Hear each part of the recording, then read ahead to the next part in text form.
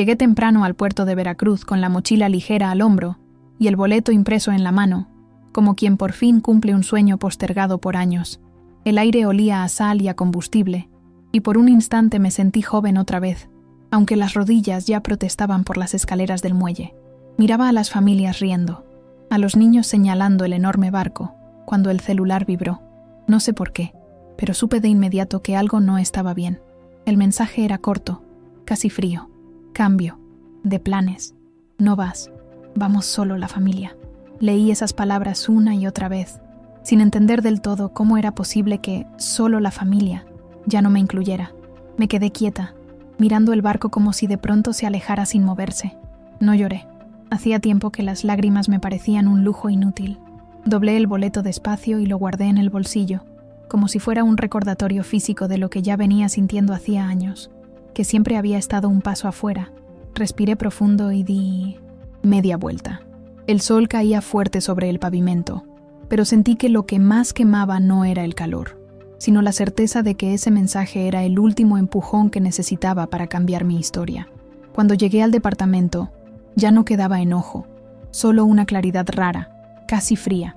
Abrí la carpeta azul donde guardo todo lo importante: escrituras, recibos, comprobantes, copias de registros. Ahí estaba, en blanco y negro, el documento que confirmaba lo que siempre supe, pero nunca había usado. La casa donde vivían Rafael y Patricia estaba 100% a mi nombre. La compré, la pagué y simplemente nunca la transferí. No por desconfianza, sino porque el tiempo se fue llenando de «después lo hacemos», y yo seguí priorizando la paz sobre los papeles. Llamé a mi abogado, el mismo que me ayudó con la herencia de mis padres, y le pedí que me hablara claro, sin rodeos. Él confirmó que todo seguía en regla y me explicó los pasos para una venta rápida y limpia. Tomé nota de todo: empresas de guardamuebles, inventario por habitaciones, nombres de corredores confiables. Esa misma tarde envié 2 mensajes cortos a agentes de bienes raíces y preparé una carta, sin reproches, sin drama, solo hechos y límites. Mientras la imprimía, sentí que el aire del departamento se hacía más liviano, como si finalmente me perteneciera. Ese día entendí que no estaba actuando por rabia, sino por dignidad, y por primera vez en muchos años, tuve la sensación exacta de estar empezando una nueva vida.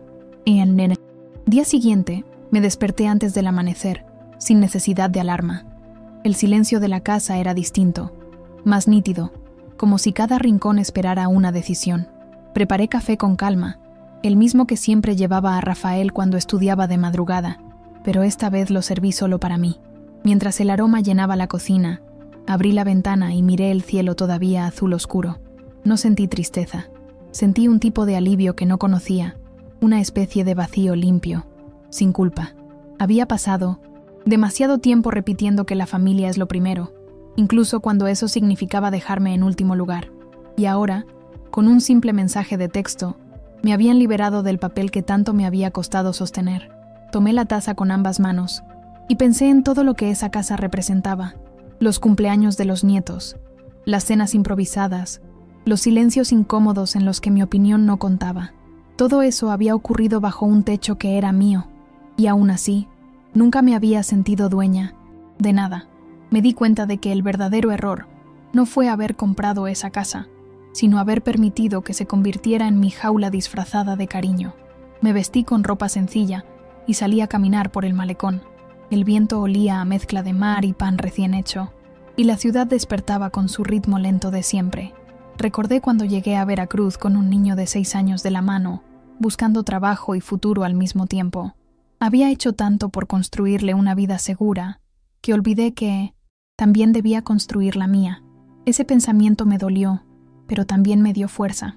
Caminé sin rumbo, dejando que los pasos marcaran el compás de una decisión ya tomada.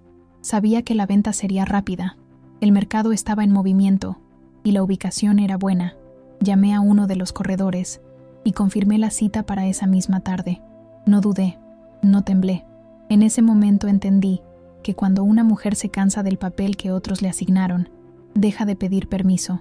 Y así, sin dramatismos, sin discursos, decidí que no iba a esperar a que nadie me diera lugar. Iba a ocuparlo yo. Esa tarde, El corredor llegó puntual, revisó los documentos, caminó por los pasillos, midió la luz de las habitaciones y me habló de números.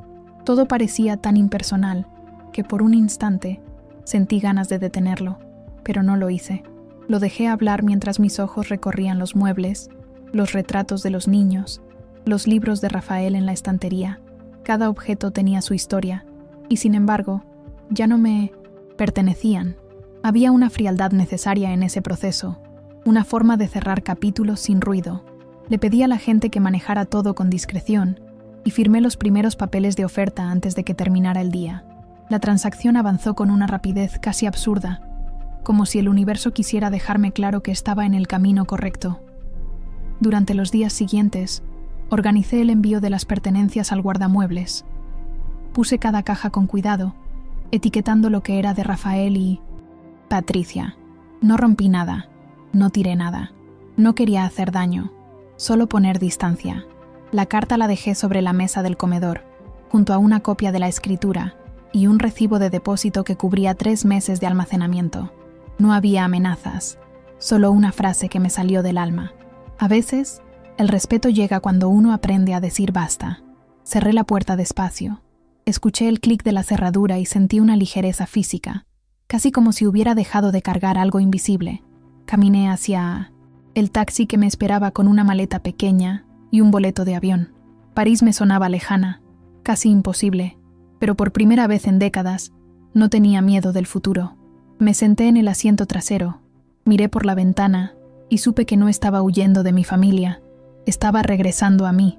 El vuelo a París fue largo, pero se me pasó como un suspiro. No dormí casi nada.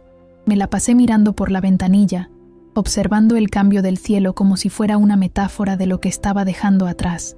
Cuando aterrizamos, el frío me recibió de golpe, pero no me molestó. Sentí que ese aire distinto, húmedo y cortante, me limpiaba por dentro. Al llegar al pequeño departamento que había alquilado en el Distrito 14, lo primero que hice fue abrir todas las ventanas. Quería que entrara la luz, el ruido de la calle, la vida. Compré pan, queso y una botella de vino barato. Y esa noche, sola en una mesa diminuta, brindé conmigo misma. Era la primera vez en años que comía sin mirar el teléfono, sin pensar si alguien necesitaría algo de mí.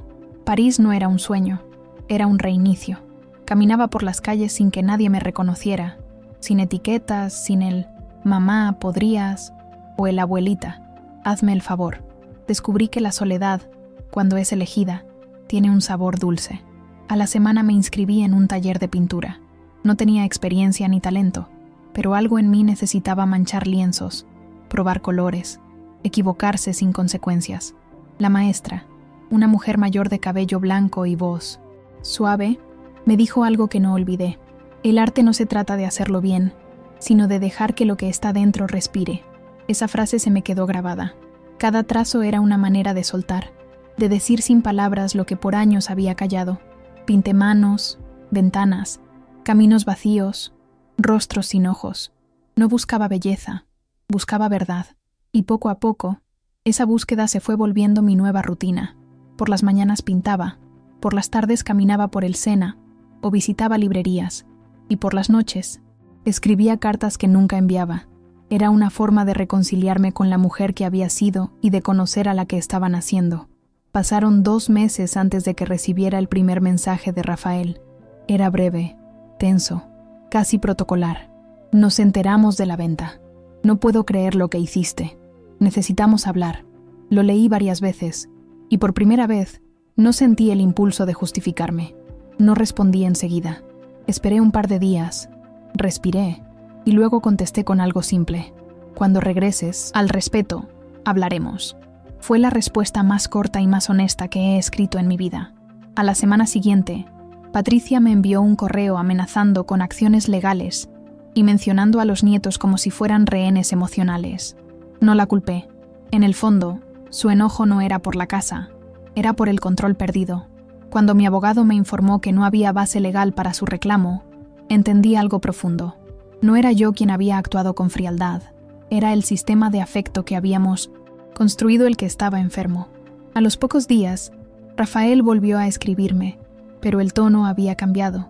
Decía que estaban en terapia, que empezaban a entender cosas, que quería verme cuando yo quisiera. No hubo promesas ni frases grandilocuentes, solo sinceridad. Le contesté que lo amaba, pero que mi vida ya no giraba alrededor de los demás.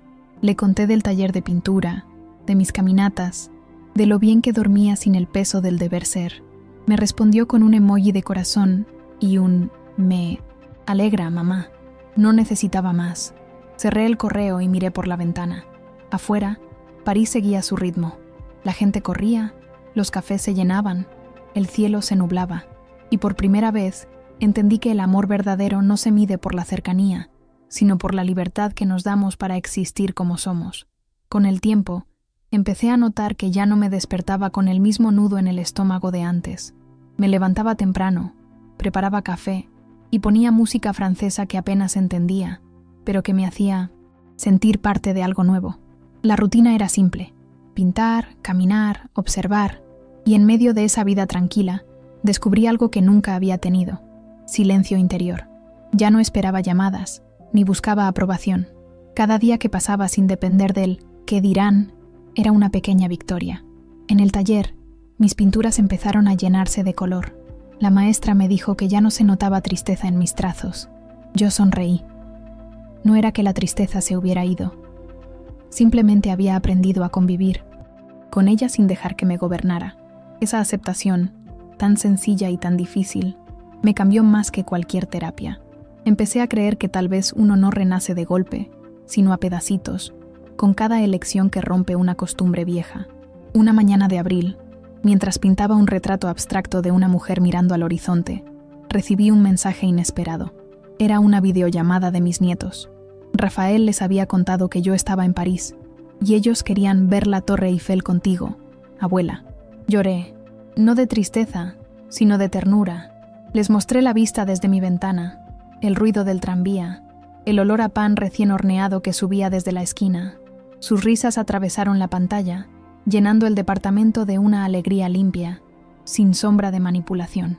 Esa llamada fue distinta a todas las demás. No hubo reclamos, ni silencios tensos, solo amor. Y entendí que aunque había perdido una casa, había recuperado un vínculo más valioso, el que no se basa en la deuda, sino en la elección de querer. Los meses siguientes fueron un entrenamiento silencioso de libertad. Me di cuenta de que no necesitaba grandes gestos para sentirme viva. Bastaba con tener tiempo, espacio y paz. A veces pasaba la tarde entera observando a los pintores callejeros o escribiendo en un cuaderno lo que sentía. Otras, simplemente me sentaba en un banco del parque a mirar cómo cambiaba la luz sobre los árboles.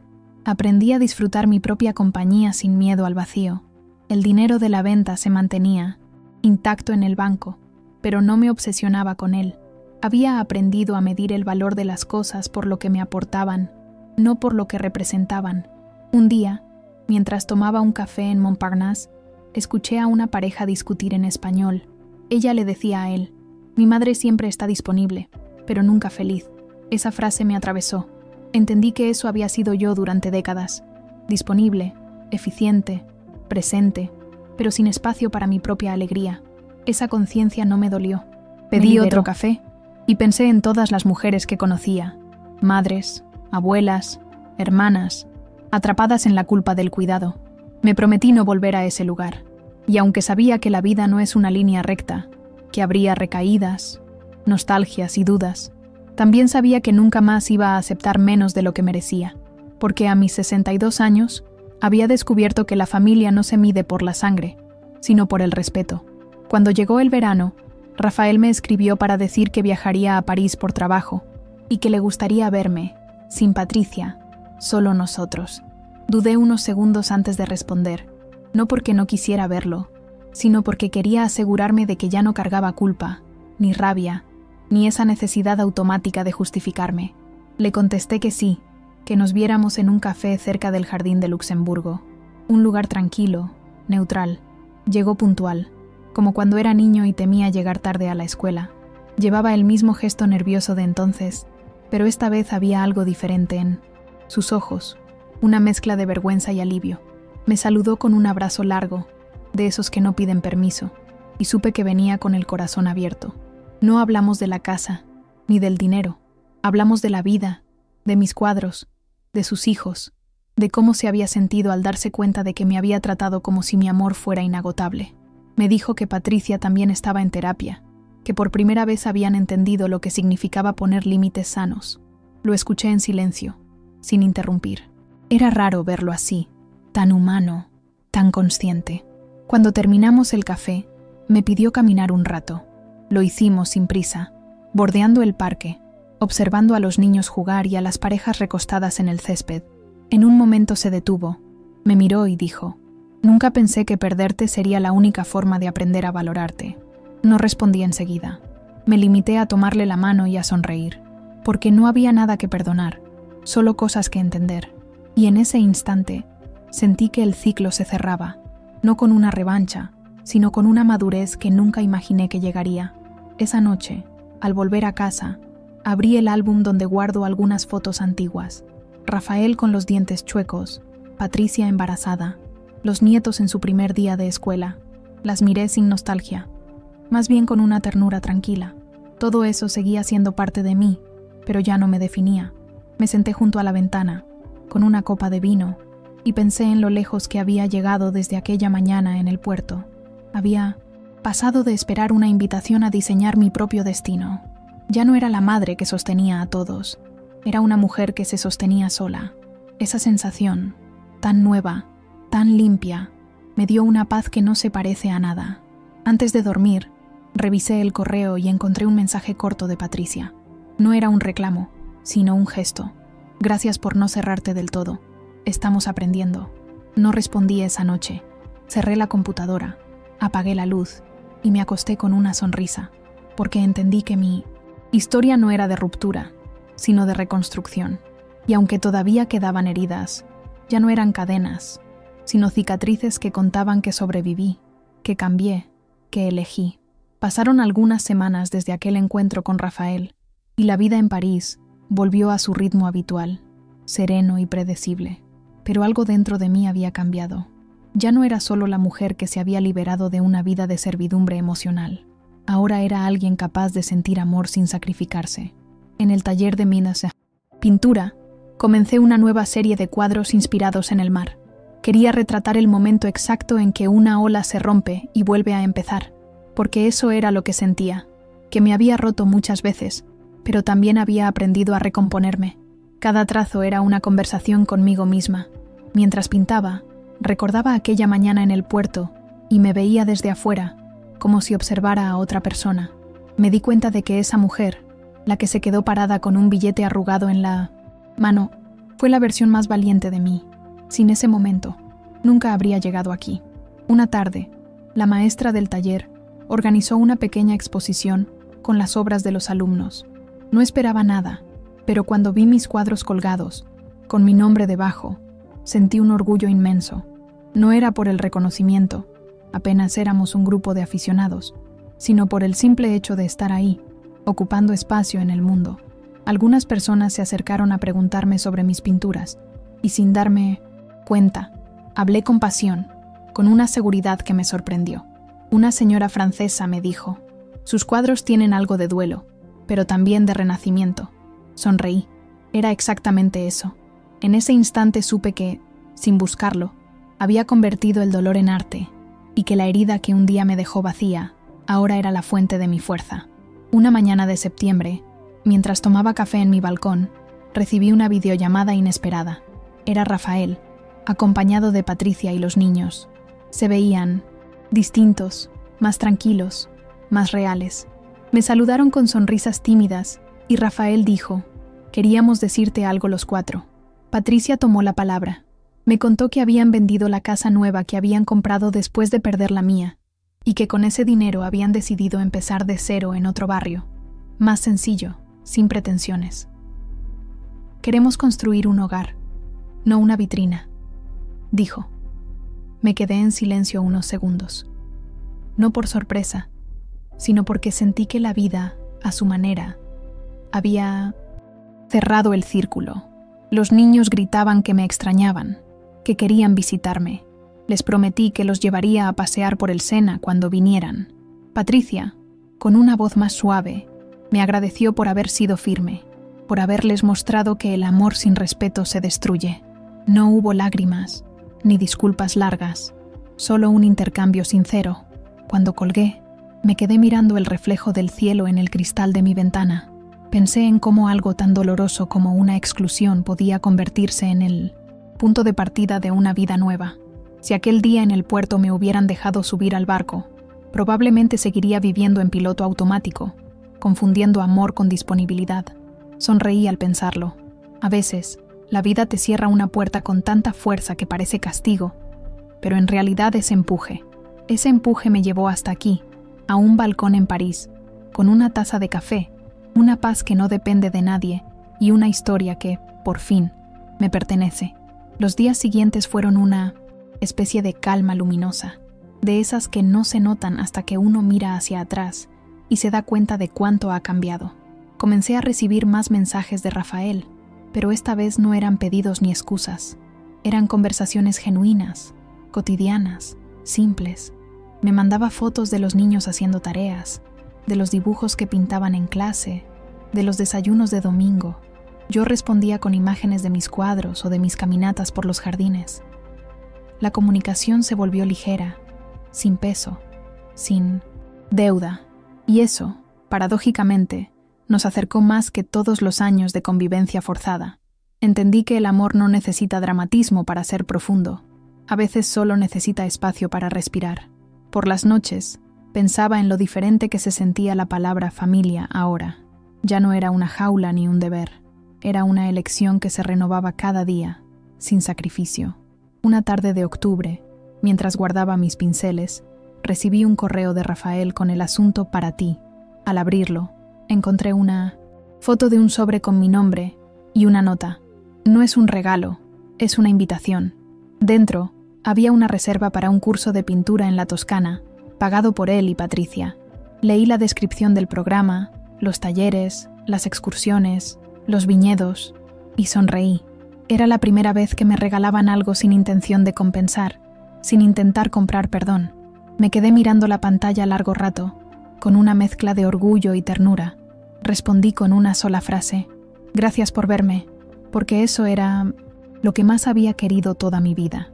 Ser vista, no como madre, ni como proveedora, ni como base, sino como persona. El viaje a la Toscana fue el cierre perfecto para un ciclo que ya se sentía completo.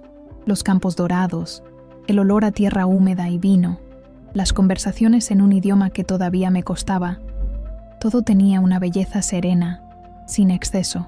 En una de las clases, mientras mezclaba tonos de ocre y azul, la profesora nos pidió pintar algo que representara un nuevo comienzo. No lo dudé. Pinté una mujer de espaldas, caminando por un muelle vacío, con el mar calmo y un barco alejándose a lo lejos. No era tristeza lo que había en esa imagen, sino gratitud. Al terminar, me quedé observándola un largo rato y sentí que esa figura era yo, libre, completa, sin esperar que nadie la llamara de vuelta. Esa noche, durante la cena, un compañero de curso me preguntó por qué había elegido ese tema. Le respondí con una sonrisa tranquila, porque a veces perder un barco es la única manera de encontrar el camino. Todos rieron suavemente, sin entender del todo la historia detrás de la frase, pero yo sí la entendí, y con eso bastaba. En ese instante, supe que no necesitaba escribir finales ni buscar cierres. Mi historia ya estaba escrita, no con palabras, sino con decisiones. Decisiones que dolieron, pero me devolvieron a la vida, y mientras el viento tibio de la Toscana entraba por la ventana, sentí algo que no había sentido en décadas: paz sin condiciones. Al regresar a París, el cine otoño ya había teñido los árboles de colores imposibles. Caminé por las calles cubiertas de hojas secas, sintiendo que cada paso tenía un significado distinto. Ya no era la mujer que se marchó con rabia, ni la que lloraba en silencio frente al espejo. Era alguien que había aprendido a vivir en presente, sin anclas ni culpas. Me instalé de nuevo en mi pequeño departamento, colgué mis nuevos cuadros en la pared y preparé una sopa caliente. El hogar olía a calma.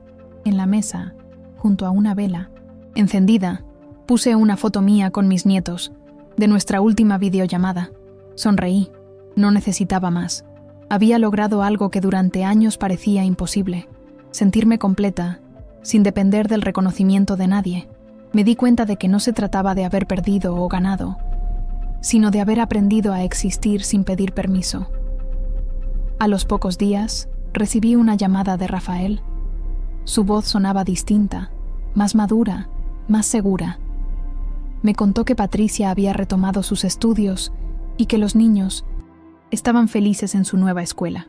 Ahora todo es más pequeño, pero más nuestro, me dijo. Sentí orgullo, no solo por ellos, sino por lo que habíamos logrado todos: romper un patrón que llevaba generaciones. Me pidió que regresara a México por un tiempo, que querían verme sin prisas, sin motivos. Le prometí pensarlo.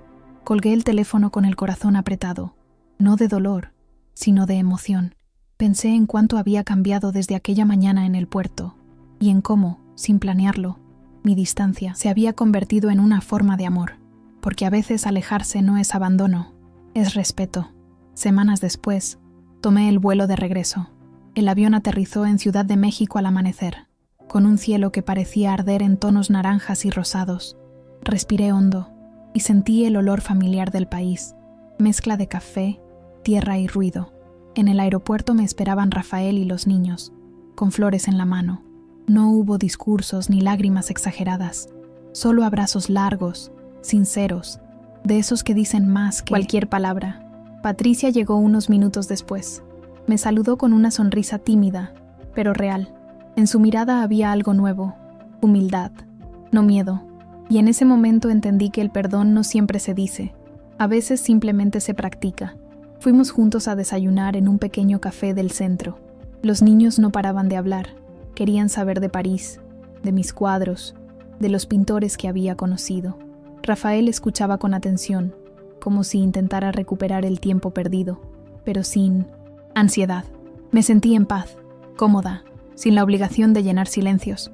Ya no había jerarquías, ni deudas, ni cuentas pendientes, solo afecto limpio. Mientras los observaba reír, comprendí que había vuelto. Sí, pero no como antes. Ya no era la madre dispuesta a todo. Era Elena, mujer, abuela, artista y dueña de su propio destino. Y esa versión mía, por fin, se sentía suficiente. Durante los días siguientes, me quedé en casa de Rafael. Era un departamento sencillo, luminoso, con paredes aún y olor a pintura fresca. Me gustó verlo así, sin ostentación, sin máscaras. Patricia cocinaba sin prisa. Los niños hacían la tarea en la mesa y Rafael ponía música suave mientras servía café. Todo parecía normal, pero en esa normalidad había algo milagroso: respeto. Nadie me pedía que hiciera nada. Nadie esperaba que llenara huecos o resolviera problemas. Estaba ahí como invitada, no como obligación. Una tarde, mientras ayudaba a mi nieta con un dibujo, Patricia se me acercó. Me miró a los ojos, respiró hondo y dijo: «Gracias por no rendirte con nosotros». No supe qué responder, solo la abracé, no por olvido, sino por entendimiento. En ese gesto silencioso sentí que los años de distancia, culpa y resentimiento se disolvían, dejando espacio para algo nuevo. Aquella noche, antes de dormir, Rafael entró en mi habitación con una caja pequeña. «Es algo simbólico», dijo, dejándola sobre la mesa. Dentro había una llave y una nota: «Un lugar para ti, siempre que quieras volver». La llave era un pequeño estudio que habían preparado en su casa, para que pudiera pintar cuando los visitara. Se me llenaron los ojos de lágrimas, no por el regalo, sino por lo que representaba. Mi presencia ya no era un favor, era un deseo. Lo abracé con fuerza, y por primera vez en mucho tiempo, sentí que mi hijo me miraba no como a una madre eterna, sino como a una mujer a la que admiraba. Esa noche dormí profundamente, sin pendientes en el alma.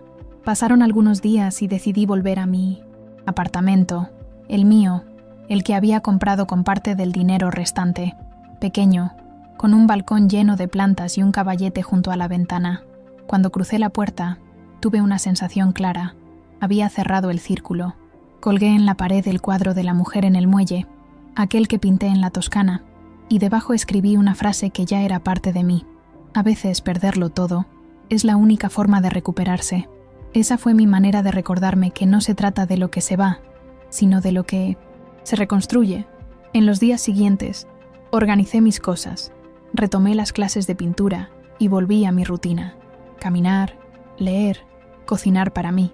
Cada acto cotidiano era una afirmación de vida. Ya no necesitaba demostrar nada, ni temía decepcionar a nadie. Tenía 63 años y una libertad recién estrenada, ganada a pulso. Y aunque aún había momentos en que la nostalgia asomaba, ya no dolía. Era parte de mi historia, no su dueño. Esa tarde, mientras el sol caía sobre la ciudad, pensé en la palabra familia y sonreí. Había tardado toda una vida en entenderlo, pero por fin lo sabía. La familia no es quien te incluye en un viaje, sino quien te respeta cuando decides quedarte en tierra firme. Con el paso de las semanas, empecé a notar que la vida tenía otro ritmo, uno más lento, pero más mío. Los días dejaban de ser una sucesión de obligaciones y empezaban a parecerse a una melodía tranquila. Me levantaba temprano, abría las ventanas y dejaba entrar la luz de la mañana. A veces pintaba hasta el mediodía. Otras, simplemente me sentaba en el balcón con un libro o escribía en mi cuaderno las cosas pequeñas que me hacían sentir viva. El olor del pan, el sonido del viento, la risa de los niños del edificio. Era curioso cómo la felicidad se escondía en lo cotidiano, en lo que antes pasaba desapercibido. Me di cuenta de que, por años, había confundido amor con sacrificio, entrega con desaparición. Y ahora, sin que nadie lo exigiera, aprendía el arte de estar sin perderme. Había dejado de vivir pendiente de la aprobación ajena. Ya no era la madre que se ofrecía entera, sino la mujer que elegía cuándo, cómo y con quién compartir su energía. Esa libertad no era una huida, era un regreso.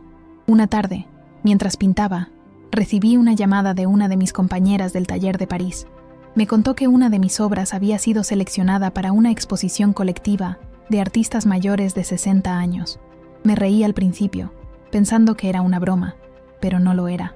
Me pidió autorización para enviar el cuadro El Muelle, y sin dudar, dije que sí. Colgué el teléfono y me quedé en silencio, no porque fuera un logro artístico enorme, sino porque, en ese instante, sentí que la vida me estaba cerrando el círculo con ternura. Aquella pintura, nacida de un día de dolor y renacimiento, viajaría a otro país para contar su historia. Me conmovió pensar que algo que nació del abandono se transformara en un símbolo de fuerza, y entendí que tal vez ese era el verdadero sentido del arte, convertir las heridas en faros. Cuando llegó la invitación oficial de la exposición, Rafael insistió en acompañarme a la inauguración. «No quiero perderme esto», me dijo.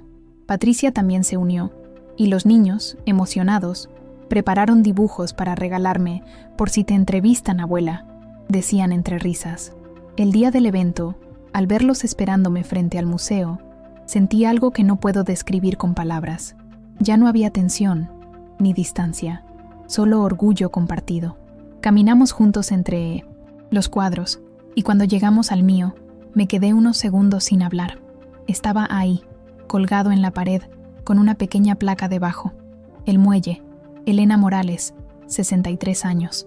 No era un cuadro más, era mi historia colgada ante el mundo. Rafael me abrazó y susurró: «Gracias por enseñarnos que nunca es tarde para empezar de nuevo». Y entonces lo supe. Mi viaje no había sido un escape, sino una lección silenciosa sobre amor propio. Esa noche, al regresar al hotel, encendí una vela y escribí en mi cuaderno: «El día que me dijeron solo la familia, descubrí que yo también formaba parte de una». Cerré el cuaderno y sonreí. No era una frase triste, sino la confirmación de que la vida, con todos sus quiebres, me había devuelto a mí misma. Dormí en paz, sabiendo que ya no esperaba invitaciones para pertenecer, porque al final entendí que el mayor viaje no fue el del cruce del océano, sino el que hice dentro de mí. Al volver a México después de la exposición, todo se sentía diferente, aunque las calles fueran las mismas. Ya no había en mí esa necesidad de demostrar nada. La gente me veía igual, pero yo no era la misma. Empecé a colaborar con un pequeño centro cultural en Veracruz, enseñando pintura a mujeres mayores que, como yo, habían pasado toda una vida cuidando de otros. El primer día de clase, una de ellas me dijo: «Yo ya estoy muy vieja para empezar».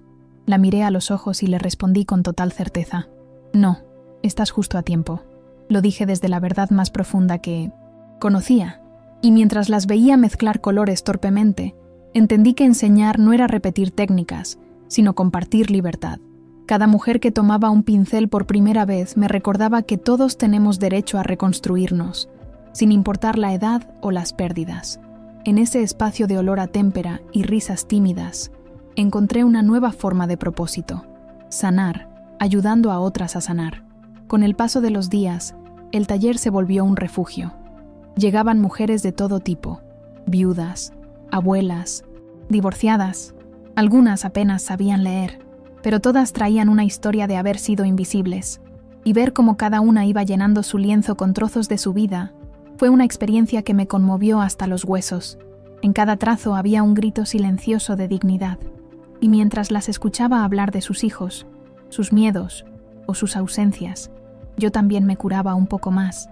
Era como si todo lo que había vivido, el rechazo, la soledad, la distancia, hubiera encontrado un sentido, porque entendí que mi historia no era solo mía, era un espejo para muchas, y si algo de lo que había aprendido podía evitar que otra mujer se apagara, entonces todo, absolutamente todo, había valido la pena. Una mañana, mientras preparaba el aula, una de las alumnas me entregó una carta. Dijo que la había escrito la noche anterior, después de soñar conmigo. La abrí más tarde, cuando el silencio volvió. Decía: «Gracias por enseñarnos que no se necesita permiso para vivir». Me quedé mirando esas palabras mucho tiempo. No había cumplidos ni adornos, solo verdad. En ese momento sentí una oleada de emoción tan fuerte que tuve que sentarme. Recordé la Elena que un día esperó en el puerto una invitación que nunca llegó, la que se sintió fuera de la familia, la que creyó que ya no tenía lugar. Y ahí estaba ahora, recibiendo cartas de otras mujeres que habían encontrado su voz. La ironía era hermosa y justa. La vida tiene una manera extraña de compensar lo que te quita, pero solo cuando te atreves a soltarlo. Esa tarde, mientras el sol se filtraba por las ventanas del taller, colgué una de mis pinturas en la pared principal. Era un retrato de una mujer mayor, con los ojos cerrados y una expresión de calma en el rostro. Debajo, escribí una frase que resumía todo lo que había aprendido. El amor que me faltó, lo pinté. Las alumnas se quedaron mirándola en silencio, y una de ellas empezó a aplaudir. Poco a poco, todas se unieron.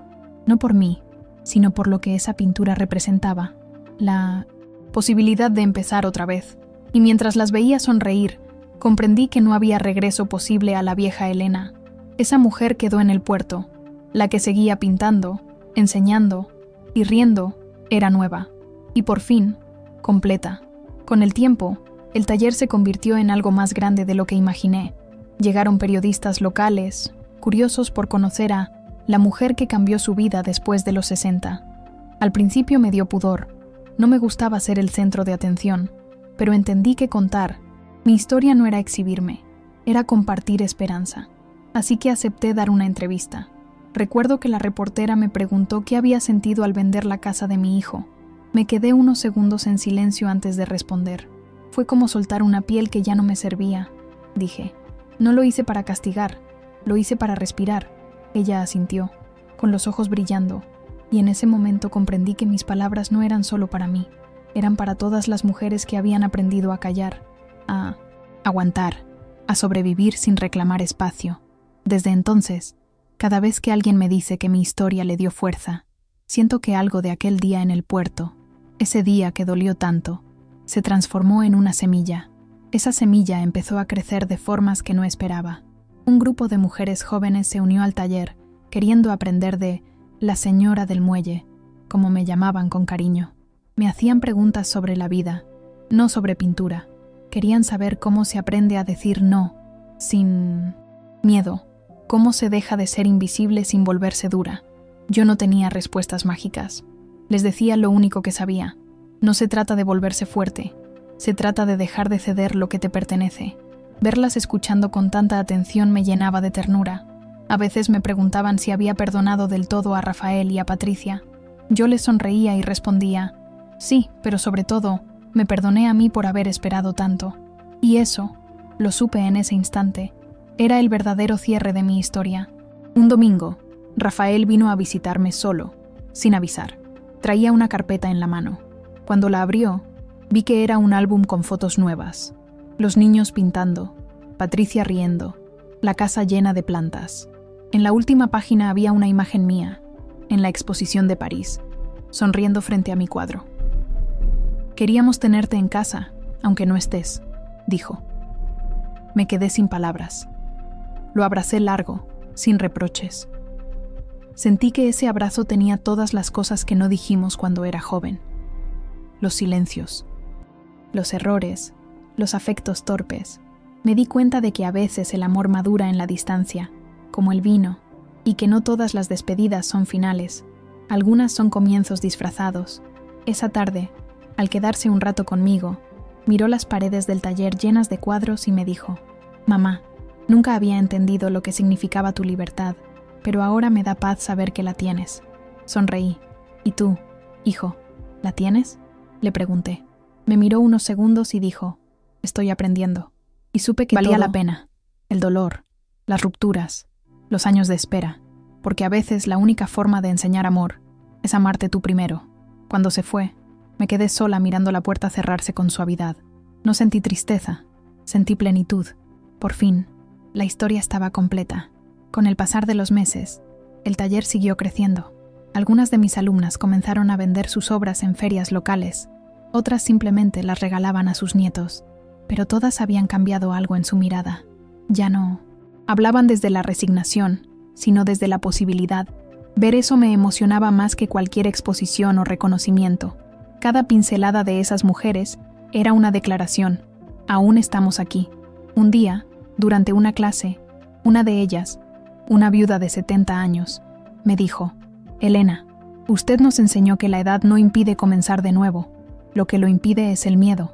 Y me di cuenta de que ellas también me enseñaban a mí. Aprendí a reír más, a preocuparme menos, a dejar que la vida me sorprendiera. Era hermoso descubrir que mi mayor obra no estaba en los lienzos, sino en las personas que se atrevían a colorear su propio destino. Una tarde cualquiera, recibí una carta desde París. Era de la galería donde había expuesto el muelle. Me informaban que alguien había comprado la pintura, pero no decían quién.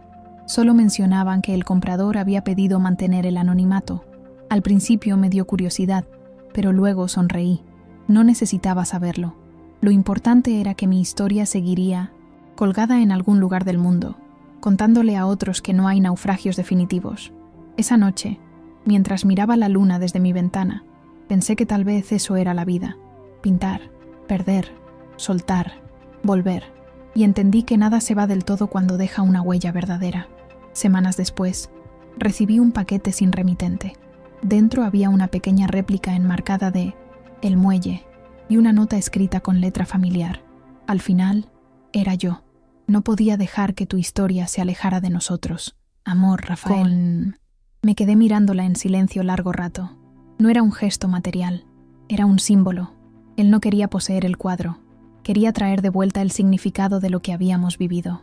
Lo colgué en el taller, al lado de los trabajos de mis alumnas, sin decirles quién lo había enviado. Solo escribí debajo: el mar también sabe perdonar. Cada día que pasaba, entendía un poco más que la vida no se trata de borrar el pasado, sino de integrarlo. Aquella pintura, la misma que nació del instinto rechazo, ahora era el testigo de un vínculo curado, y pensé que tal vez el amor, cuando se sana, se vuelve algo más silencioso, menos urgente, pero más real. Me di cuenta de que ya no esperaba más cierres, ni disculpas, ni reconocimientos. Todo estaba en su lugar. Yo también. Tomé mis pinceles, respiré profundo y volví a pintar, porque al final, seguir creando era mi forma de agradecer por todo lo vivido, lo que dolió, lo que se perdió, y lo que, milagrosamente, regresó transformado. Pasaron los cientos y el taller se consolidó como un espacio de comunidad. Ya no era solo un lugar para aprender a pintar, sino un refugio donde muchas mujeres volvían a mirarse con ternura. Un día, mientras colgábamos nuevas obras, una de las alumnas más jóvenes me preguntó si alguna vez había tenido miedo de estar sola. La miré y respondí sin dudar: sí, muchas veces. Pero aprendí que estar sola no es lo mismo que estar vacía. Ella asintió en silencio, y entendí que había captado la esencia de todo mi recorrido. Durante tanto tiempo, había confundido compañía con pertenencia, y ahora sabía que el verdadero hogar no siempre tiene paredes ni apellidos. Lo llevamos dentro, en la calma que sentimos cuando dejamos de mendigar amor. Esa fue la lección más valiosa de todas.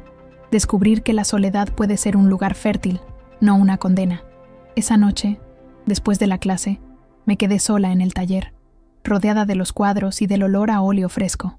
Me serví una copa de vino y encendí una pequeña lámpara junto a el muelle. Observé los trazos, los tonos, las imperfecciones.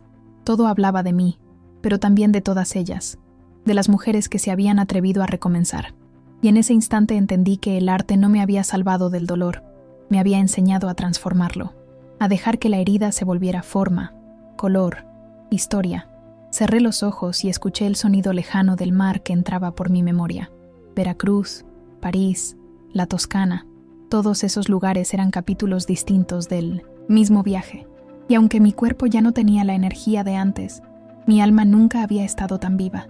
Un domingo al mediodía, Rafael vino al taller con los niños. Habían preparado una sorpresa, una pequeña exposición interna con las obras de mis alumnas. Habían impreso folletos, puesto flores y un cartel en la entrada que decía Galería Elena. Cuando lo vi, no pude evitar llorar, no por nostalgia, sino por una alegría profunda, limpia. Los niños me tomaron de la mano y me llevaron a recorrer las pinturas, explicándome cada una como si fueran críticos de arte. Patricia apareció al final, con una sonrisa serena. Me abrazó y dijo, «Ahora entiendo por qué necesitabas irte». No hubo más palabras, solo ese reconocimiento silencioso que cura. Esa tarde, mientras todos reían, me quedé observando la escena con una paz que nunca antes había sentido. Me di cuenta de que, sin planearlo, la vida había tejido un círculo perfecto. El dolor que un día me quebró era ahora la raíz de algo hermoso, compartido, humano. Pensé en aquella Elena que se quedó sola en el puerto, y en esta que ahora tenía su nombre en una puerta. No era revancha, era justicia emocional. Y mientras los niños corrían entre las pinturas, comprendí que, de alguna manera, el amor había encontrado su forma más pura, sin condiciones, sin miedo, sin deuda. Con el tiempo, la Galería Elena se convirtió en un pequeño referente local. Venían visitantes de otros barrios, curiosos por conocer el espacio donde mujeres mayores exponían su arte sin pretensiones. A veces, cuando alguien me pedía contar mi historia, lo hacía con sencillez, sin dramatismos. No necesitaba adornarla. Los hechos hablaban por sí solos, y siempre concluía con la misma frase: «No hay edad para elegirte». Cada vez que la decía, veía rostros emocionados, ojos brillantes, y comprendía que esa simple verdad era más poderosa que cualquier pincel. En uno de esos eventos, una joven periodista se me acercó y me dijo, «Su historia es una de las más inspiradoras que he escuchado. Usted cambió su destino con dignidad». Le sonreí y respondí, «No lo cambié, lo recordé, siempre fue mío». Y al decirlo, sentí un calor interno, una certeza tranquila que me acompañaría desde entonces. Aquella noche, después del evento, me quedé sola apagando las luces del taller. El silencio era suave, lleno de ecos de risas y pasos. Me senté frente al cuadro de El Muelle, el original que Rafael me había devuelto, y pensé en todo lo que había ocurrido desde el día en que recibí aquel mensaje cruel. Solo la familia. Qué ironía, pensé, porque hoy entendía que yo era la familia que me faltaba, la que me acogía, me cuidaba, me daba permiso para existir sin condiciones. Cerré los ojos y agradecí en silencio, no a nadie en particular, sino a la vida misma, por haber tenido el coraje de romperme solo para enseñarme a recomenzar, porque a veces la herida no es castigo, sino puerta. Una mañana, mientras caminaba por el malecón de Veracruz, el mismo donde, años atrás, había sentido el mayor rechazo de mi vida, noté algo diferente en mí. Ya no había peso en el pecho, ni rabia, ni tristeza, solo gratitud. Me detuve frente al mar, respiré hondo y dejé que el viento me despeinara. Cerré los ojos y recordé el sonido de aquel barco alejándose sin mí. En ese momento, me di cuenta de que no me habían dejado atrás, me habían liberado. La vida, con su sabiduría imperfecta, había puesto distancia donde yo no tuve valor de hacerlo, y lo agradecí, porque gracias a eso había aprendido que la dignidad también puede ser un acto silencioso. Me senté en una banca y saqué mi cuaderno. Escribí sin pensar. Cuando entendí que no era invitada a ese viaje, comencé el mío. Era la frase más honesta que había salido de mis manos. La subrayé y sonreí. No necesitaba más conclusiones ni promesas. Lo que un día fue dolor, ahora era testimonio. Lo que fue pérdida, ahora era sentido. Me quedé mirando el horizonte, donde el mar y el cielo se confundían, y sentí que todo, absolutamente todo, había valido la pena, porque al final, descubrirme fue el mejor destino al que pude llegar. Volví caminando a casa despacio, disfrutando cada detalle del camino, el olor a café de las fondas, las voces de los vendedores, el sonido lejano de los tambores que marcaban el paso de algún desfile. Cada cosa me recordaba que estaba viva, presente, en paz. Subí las escaleras hasta mi apartamento y abrí las ventanas para dejar entrar la brisa del mar. En la mesa, el cuadro de El Muelle seguía colgado, pero ahora lo veía distinto. Ya no era símbolo de ruptura, sino de transformación. Me preparé té de jazmín y me senté a escribir en mi diario, algo que se había vuelto un ritual silencioso al final de cada día. Escribí sobre las mujeres del taller, sobre Rafael, sobre los nietos, sobre la sensación de plenitud que me acompañaba. Me di cuenta de que, por primera vez en mi vida, ya no esperaba el qué sigue. No necesitaba nuevos comienzos ni finales. Solo estar, vivir, sentir. Ese era mi milagro cotidiano. Antes de dormir, miré mi reflejo en el espejo. Había arrugas nuevas, sí, pero también una luz distinta en mis ojos. Me acerqué y susurré algo que nunca antes me había dicho. Estoy orgullosa de ti. No fue una frase ensayada, sino una verdad que brotó con naturalidad. Recordé cuántas veces busqué ese reconocimiento afuera, sin entender que debía venir de mí, y entonces, por un instante, me sentí completa. No perfecta, no invencible, pero sí en paz. Cerré el diario, apagué la lámpara, y pensé que si la vida terminara ahí, estaría bien, porque finalmente había aprendido lo esencial. El amor propio no se conquista en la juventud, sino cuando ya no hay miedo de perder nada. Al día siguiente, una de mis alumnas más jóvenes me propuso organizar una exposición con el título Renacer a cualquier edad. Me encantó la idea. Comenzamos a planearla juntas, y cada mujer del taller eligió una pintura que representara su momento de cambio. Yo elegí un lienzo nuevo, sin terminar, lleno de trazos sueltos y manchas de color. Cuando me preguntaron por qué no lo terminaba, respondí, porque la vida tampoco lo está. Se rieron, y yo también. Había aprendido a convivir con la imperfección, a dejar espacio para lo que aún no llega. Esa exposición no era solo una muestra de arte, era una celebración de todas las mujeres que un día dijeron basta y se eligieron. El día del evento, cuando abrimos las puertas, el salón se llenó de gente. Había música, risas, abrazos. Las alumnas hablaban con orgullo de sus obras, y yo las miraba con el corazón lleno. No necesitaba ningún reconocimiento, solo verlas felices, de pie, dueñas de su historia. Una reportera me preguntó cuál era el mensaje que quería dejar con todo eso. Le respondí con una sonrisa tranquila, que nunca es tarde para ser la protagonista de tu propia vida. Ella asintió y tomó nota. En ese instante comprendí que esa frase resumía mi camino entero, y mientras la gente aplaudía, supe que no era el final de nada. Era solo otro comienzo, uno sin promesas ajenas, sin permisos, sin miedo. Esa noche, después de la exposición, me quedé sola en el taller, con la luz tenue reflejándose en los lienzos. El silencio tenía algo de sagrado. Caminé entre las pinturas y me detuve frente a la mía, aquella que había dejado inacabada. La observé con atención. Los colores se mezclaban como si respiraran. No sentí la necesidad de corregir nada. Era perfecta en su imperfección, como la vida misma. Me serví una copa de vino, apagué las luces y dejé solo una lámpara encendida. Pensé en todo el camino recorrido, desde aquella mañana en el puerto, con el mensaje que me partió en dos, hasta este presente donde cada herida había encontrado su lugar. Me di cuenta de que no había sido una historia de venganza, sino de renacimiento. No me levanté para demostrar nada, me levanté para no desaparecer. Y esa diferencia, tan sutil y tan grande, era lo que había cambiado mi destino. Mientras bebía el último sorbo de vino, recordé las palabras de una de mis alumnas. Usted nos enseñó que el arte también puede ser justicia. Sonreí. No lo había pensado así, pero tenía razón. Pintar fue mi forma de poner el mundo en orden, de devolverle sentido al caos. En mis cuadros no había castigo ni tristeza, había transformación. Y entendí que esa era mi manera de reconciliarme con todo, con el pasado, con la maternidad, con mis propios límites. Cerré los ojos y, por un instante, imaginé que aquella Elena del puerto me miraba desde lejos, sonriendo, agradecida de que una versión futura suya hubiera tenido el valor que ella aún no encontraba. Sentí ternura por ambas, por todas las versiones de mí que me trajeron hasta aquí. Los días siguientes transcurrieron tranquilos. El taller seguía lleno de vida, y yo también. Cada mañana era un pequeño comienzo. Preparar el café, abrir las ventanas, escuchar el sonido del mar a lo lejos. Había encontrado en la rutina una forma de plenitud que antes creía imposible. Rafael me llamaba de vez en cuando, sin agenda, solo para saludar.